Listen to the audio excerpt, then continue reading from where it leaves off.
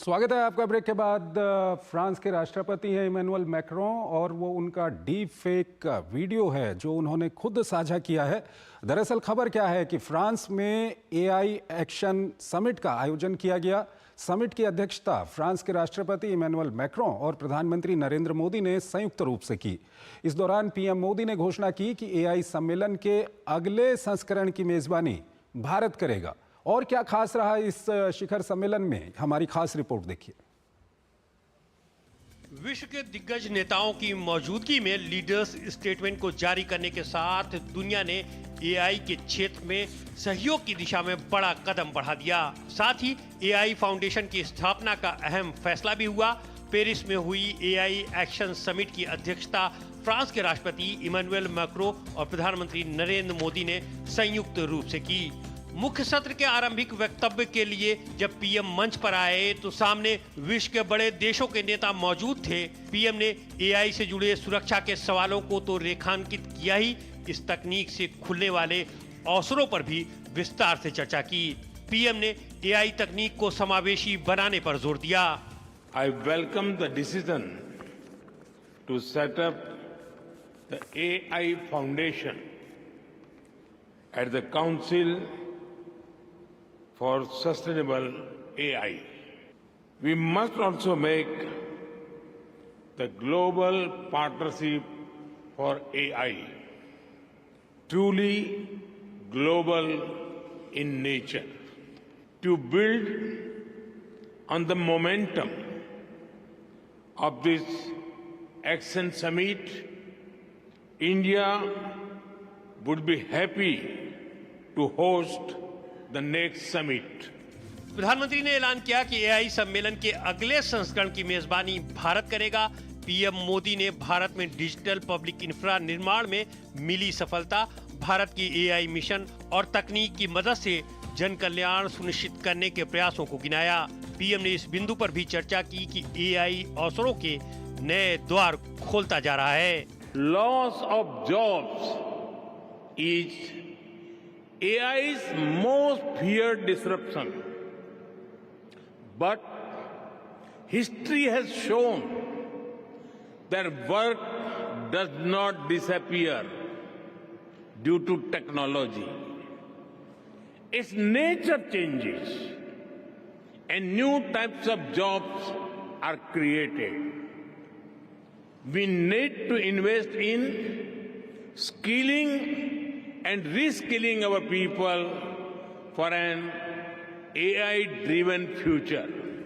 AI तकनीक अपने साथ डीप फेक और डाटा सुरक्षा के जुड़े सवाल भी साथ लाई है। पेरिस में हुआ ये महामंथन समावेश सुनिश्चित करने के लिए एआई बुनियादी ढांचे तक अधिक पहुंच, एआई का जिम्मेदार उपयोग, सार्वजनिक हित के लिए एआई को अधिक विविध और टिकाऊ बनाना और एआई का सुरक्षित और विश्वसनीय प्रशासन सुनिश्चित करने की दिशा में बड़ा कदम रही। भारत ने इस मंच से ग्लोबल साउथ के लिए तकनीक की समान पहुंच का आह्वान कर एक बार फिर साबित कर दिया कि वो विकास के सफर में विकासशील देशों को साथ लेकर चलने के लिए कितना प्रतिबद्ध है। इस सम्मेलन को लेकर जागरूकता के लिए फ्रांस के राष्ट्रपति ने खुद अपनी डीप फेक वीडियो शेयर की थी ताकि इस मुद्दे की संवेदनशीलता जाहिर हो सके। और इस खबर पर बात करने के लिए हमारे साथ जुड़ रही हैं professor Kavya Dashora, school of artificial intelligence, IIT Delhi. Madam, स्वागत है आपका हमारे इस कार्यक्रम में। पहला सवाल जो मैं आपके सामने रखना चाहूँगा, प्रधानमंत्री ने आज वहाँ पर काफ़ी महत्वपूर्ण बातें कही हैं और जो मुख्य बात है वो ये है कि एआई का उपयोग अच्छे के लिए हो और एआई का उपयोग सबके लिए हो और इसके लिए साझा नियम बने। क्या कुछ कहेंगे आप? अगर हम आज का इवेंट देखें, इट इज कॉर्नरस्टोन इवेंट हम इसको कह सकते हैं। आने वाले टाइम में हम इस इवेंट को एक गेम चेंजिंग इवेंट कहेंगे, क्योंकि इसके पहले तक लोग सिर्फ डिस्कस करते थे एआई क्या है, बट ये वो पहला इवेंट है जहां पे हमने इस एआई टेक्नोलॉजी को स्ट्रक्चर देने की बात की है। इसमें हमने इंक्लूसिवनेस की बात की है, इसमें हमने रिस्क की बात की है, सेफ्टी सिक्योरिटी की बात की, और सबसे बड़ी बात हमने इसमें रेगुलेशंस की बात की है। मतलब जब हम रेगुलेशन किस चीज का करते हैं जोशी जी, हम उसी चीज का करते हैं जो चीज इम्बाइब हो चुकी हो सिस्टम में, जो चीज इनएविटेबल हो, जो अब हमारे हम सब ये मान चुके हैं कि AI is here to stay, और एआई से अब चीजें हम बेहतर कर सकते हैं। तो कुछ हद तक जैसा आपने अपनी रिपोर्ट में बताया, प्रेसिडेंट मैक्रोन ने अपने एक डीप फेक वीडियो जारी किया था जस्ट अवेयरनेस लाने के लिए। तो उनका मेजर इंटेंशन ये था कि अगर ये बहुत अच्छी टेक्नोलॉजी है लेकिन इतना ही इसका मिसयूज भी हो सकता है, सो रेगुलेशन। सो अगर हम आज की पूरी डिस्कशन को, पूरे इवेंट को 4 पार्ट्स में डिवाइड कर दें, तो रेगुलेटरी अप्रोचेस पे बात हुई, वहां पे ग्लोबल कोऑपरेशन पे बात हुई, इकोनॉमिक इम्पैक्ट पे बात हुई, और फ्यूचर होस्टिंग पे बात हुई।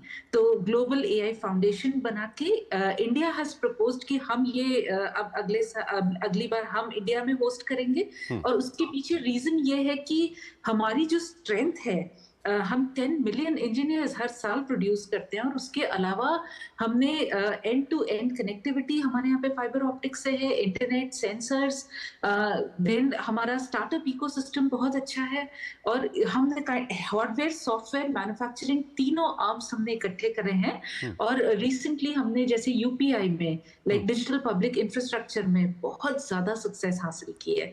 तो उन चीजों को शोकेस करने के लिए प्राइम मिनिस्टर ने ऑफर किया कि इस टेक्नोलॉजी को बिग बॉयज क्लब से या सुपर पावर्स के हाथ में से लेके अगर हम जनरल मासेस या डेवलपिंग कंट्रीज तक भी ले जाना है, तो इंडिया इज द गेटवे। और हमारे यहाँ पे वर्कशॉप होनी चाहिए, समिट होनी चाहिए। इकोनॉमिक इम्पैक्ट में अब देखिए, उर्सुला वॉन डर लेयन ने एक बात कही थी कि वो अब इन्वेस्ट एआई इनिशिएटिव उन्होंने लॉन्च किया, जिसमें 50 बिलियन यूरोपियन यूनियन डालेगा और 150 बिलियन वो लोग रेज करेंगे through industry. This shows industry academia या इंडस्ट्री सिटीजनशिप पार्टनरशिप के लिए, जिसमें इंडस्ट्री इक्वली अपने आप को रिस्पॉन्सिबल शेयर करे and need driven research. Madam, प्रधानमंत्री ने क्या कुछ कहा, ये हम ग्राफिक्स के जरिए अपने दर्शकों को दिखा भी रहे हैं। सवाल ये है कि क्लाइमेट चेंज एक बहुत बड़ी समस्या है, उसको लेकर के पूरी दुनिया में एक साझा एक फैसला लेने की कोशिश, वो भी अभी तक पूरी तरह से वो नहीं हो पाई है।